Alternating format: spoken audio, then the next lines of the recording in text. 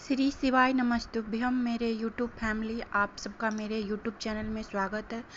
Please आप लोग मेरे पूरा वीडियो को वॉच कीजिए, पूरा वीडियो देखिए। सावन में कैसे पार्थिव शिवलिंग का निर्माण करें, कैसे विसर्जन करें, कैसे पूजा करें, किस तरह से किया जाता है, इसका क्या पुण्य है, क्या फल मिलेगा, क्या मनोकामनाएं पूरी होगी। आप लोग पार्थिव शिवलिंग का निर्माण सावन सबसे पहले कैसे बनाए उस तक का विधान शिव महापुराण में और लिंग पुराण में कहा गया।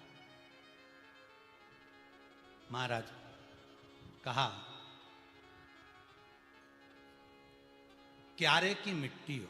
क्यारा मतलब समझिएगा, जिस मिट्टी पर कोई गंदगी ना करी गई हो, ऐसी जगह का कोई भाग मिट्टी का लाया जाए जहां कोई गंदगी ना करे। शिव महापुराण की कथा कहती है। देखो, पिछले वर्ष के लॉकडाउन से लेकर अभी तक की जो कथाएं आप लोग सुने हैं, उसमें शिवलिंग मट्टी का किस तरह से बनाया जाए और कैसी मट्टी हो और उसमें पानी कैसा मिलाया जाए, कैसा शिवलिंग तैयार करा जाए, उसका विधान वर्णन नहीं कर पाए, परंतु आज कथा निकली है तो उसको सुन लो। क्यारे की मिट्टी, क्यारे की मिट्टी मतलब जिस मिट्टी पर कोई गंदगी ना करी गई हो, ऐसी जगह की मिट्टी को लेकर जाए। और मिट्टी को लाने के बाद थोड़ा पानी का सींचन कर दें, अर्थात घर में लाएं तो उससे पहले मिट्टी को पवित्र करें। अपने घर में गंगा जल रखा हो, यमुना जल रखा हो, सरयू जी का जल रखा हो, उससे मिट्टी का सींचन कर दें। मान लो अगर ये जल नहीं भी है तो जल के अंदर थोड़ा सा इत्र डालकर मिट्टी का सींचन करें। अगर इत्र भी नहीं है तो जल के अंदर थोड़ा सा दूध डालकर मिट्टी का सींचन करें।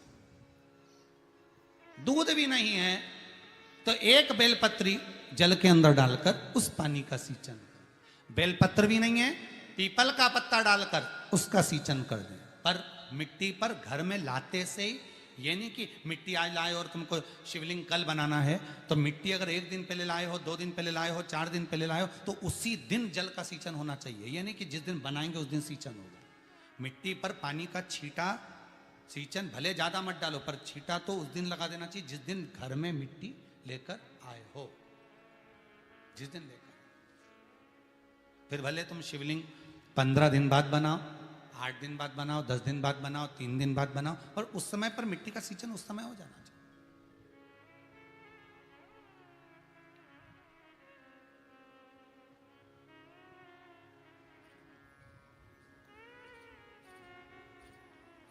फिर कहा, जिस दिन शिवलिंग का निर्माण करो उस दिन प्रातः में अगर आप शिवलिंग बना रहे हैं तो ब्रह्म मुहूर्त में मिट्टी को गला दो।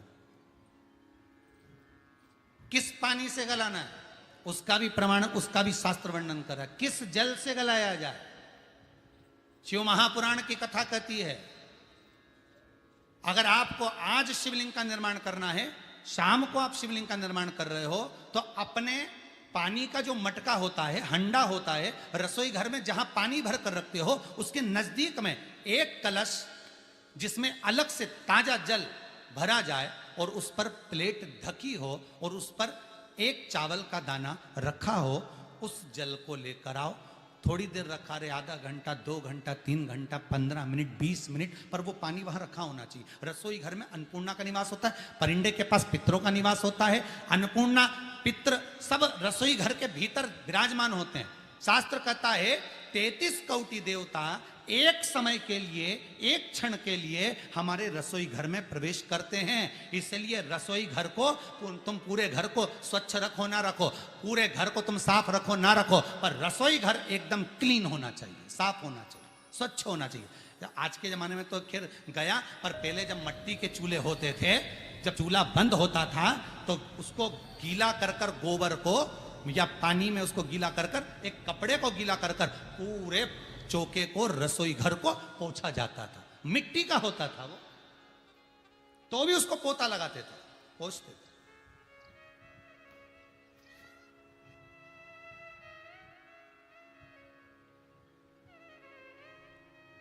तो पहला क्रम है पार्थिव शिवलिंग का निर्माण। सावन के महीने में अगर आप शिवलिंग बनाते हैं, सोमवार को शिवलिंग बनाते हैं, तो नियम ध्यान रखिएगा महाराज, लिंग पुराण से है ये, इसका नियम ध्यान रखिए। क्या करना है? मिट्टी को लाना है, जल का छींटा देना, छींटा जरूर देना, घर में लेकर आए और जल का छींटा होना जरूरी है। 2 दिन तक 3 दिन तक मिट्टी रखी हुई है और उसके बाद अगर आपने पानी का छींटा नहीं दिया है और आपने डायरेक्ट जब गला दिया, सांसारिक मनुष्य अपने हाथों से निर्माण करता है ना, स्वयं पार्थिव शिवलिंग का निर्माण किसी दूसरे से नहीं करवाना चाहिए। बनाओ, 4 दिन बाद बनाओ, 3 दिन बाद। आजकल पार्थिव शिवलिंग का निर्माण नई नई डिजाइन से लोग करने लगे, ये अलग बात है, परंतु नियम पार्थिव शिवलिंग का जो नियम है, आजकल तो लोग भगवान का मुख बनाते हैं या वो अन्य स्वरूप बनाते हैं, पर पार्थिव शिवलिंग का जो निर्माण का विधान है, आप जैसा ब्रह्मा और विष्णु ने शिवलिंग प्रकट करा था, बस वैसा ही वैसा शिवलिंग भगवान शंकर का प्रकट कर लीजिए, वैसा कि वैसे ही शिवलिंग का निर्माण कर लीजिए। और शिवलिंग का निर्माण आप स्वयं अपने हाथों से करिए। क्यों? क्योंकि लिंग पुराण के अंतर्गत आता है, जब सांसारिक मनुष्य अपने हाथों से किसी ब्राह्मण के साक्षी में बैठकर स्वयं यजमान जब शिवलिंग का निर्माण करता है, तो उसके हाथ की अगर कोई रेखा बेकार भी है तो शिवलिंग को बनाते बनाते वो रेखा से वो जल जब हम उस मिट्टी में मिलाते हैं तो गंगा, यमुना, सरयू, सरस्वती, ये 33 कोटि देवता में, तो इन सब का आनंद उस जल में आ जाता है। और वो जल जब हम मिट्टी में मिलाते हैं तो मिट्टी पवित्र हो जाती है, स्वयं कैलाश अधिपति को स्वीकार करने के लायक हो जाती है, निर्मित करने के लायक हो जाती है।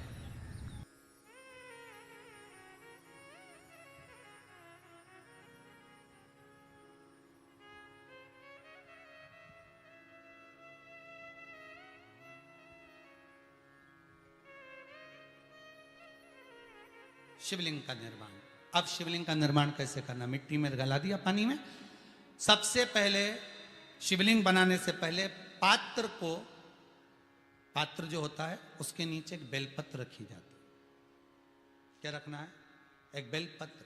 शंकर को झेलने के लिए कोई साधारण नहीं है पात्र जिस पे झेला जाए।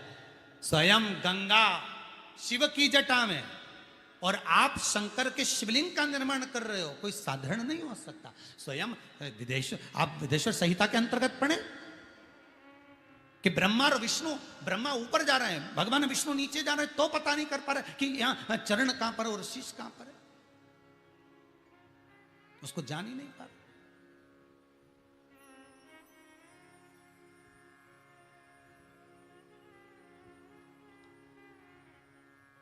बस एक बेलपत्र, साधारण भाव में बेलपत्र भी सीधा भाग, और इस बेलपत्र की जो डंडी है वो उत्तर दिशा में रखना है थाली के अंतर्गत। जब आप शिवलिंग का निर्माण करें उत्तर, इसके ऊपर जो गलाई हुई मिट्टी है वो डाल दीजिए, और डालने के बाद सबसे पहले शिवलिंग का स्वरूप बनाना है। सबसे पहले नीचे की जलाधारी नहीं बनाना। क्या बनाना है? शिवलिंग का स्वरूप बनाना। बनाने के बाद उसी शिवलिंग के पास में और मिट्टी डाल लीजिए, फिर जलाधारी का निर्माण करें, फिर जलाधारी।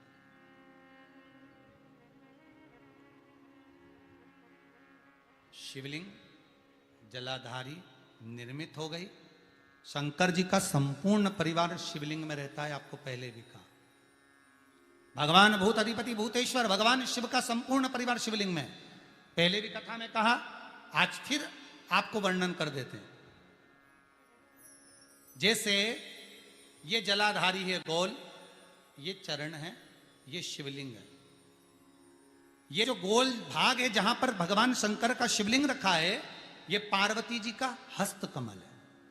जहां से पानी नीचे गिर रहा है, इसके राइट भाग में श्री गणेश जी का स्थान, लेफ्ट भाग में श्री कार्तिकेय जी का स्थान।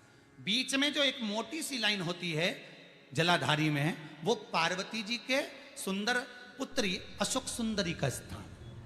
शंकर जी के ऊपर जो तिकोनी रखी रहती है, उसके ऊपर से जो जल बूंद बूंद नीचे गिरता है, ये जो पानी बूंद बूंद नीचे गिरता है, या आप कलश से जल चढ़ाते हो या आप श्रृंगी से जल चढ़ाते हो, तो ये जो पानी गिर रहा है, ये शंकर भगवान की 5 पुत्रियां, जया, विषहरा, शामरी बारी, दोतली और देव, ये शंकर जी की 5 बेटी,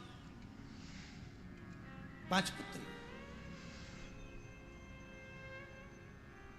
कार्तिकेय भी है, गणेश भी हैं, अशोक सुंदरी भी है, शंकर जी की 5 बेटियां भी हैं, शंकर भी है और पार्वती भी। अर्थात शिव जी के परिवार में आपको गणेश जी की पूजन अलग करने जाने की जरूरत नहीं पड़ेगी, शंकर के परिवार में पार्वती जी की पूजन अलग करने जाने की जरूरत नहीं पड़ेगी, कार्तिकेय की पूजन अलग जाकर करने की जरूरत नहीं है। शंकर का परिवार शंकर के शिवलिंग के साथ में उस जलाधारी में संपूर्ण परिवार शंकर का विराजमान है, संपूर्ण परिवार, कुछ भी नहीं, संपूर्ण और पूरा परिवार है महाराज।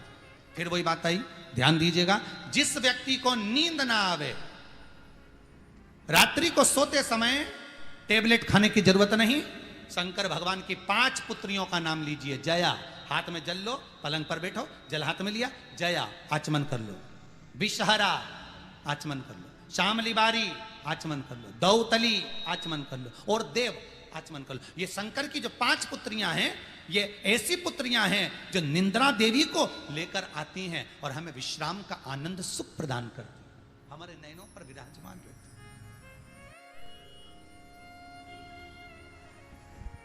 हाँ, यदि विवाह नहीं हो रहा, शादी नहीं हो रही है, बहुत समय से लगन देख रहे हो, शादी नहीं हो रही, बहुत समय से परेशान हो गए कि विवाह ही नहीं हो रहा, हम तो टेंशन में पड़ गए, लड़की 28 साल 30 साल का लड़का हो गया, विवाह नहीं हो रहा, कुछ मत करो।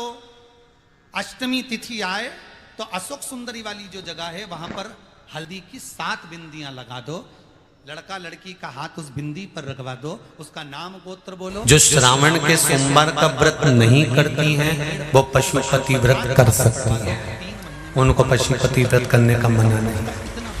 पर यदि श्रावण का व्रत आप पहले से करते आ रहे हो, श्रावण महीने का व्रत करते आ रहे हो, या श्रावण के महीने में तुम सोमवार करते आ रहे हो, तो फिर पशुपति व्रत ना करते हुए इसको 1 महीना, भले 2 हुए हो, 3 हुए हो, 4 हुए हो, रोक दो।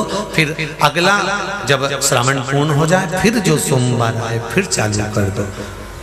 पर अगर श्रावण का व्रत करते हो तो, और अगर श्रावण का व्रत नहीं करते हो तो पशुपति व्रत चालू है, मना नहीं।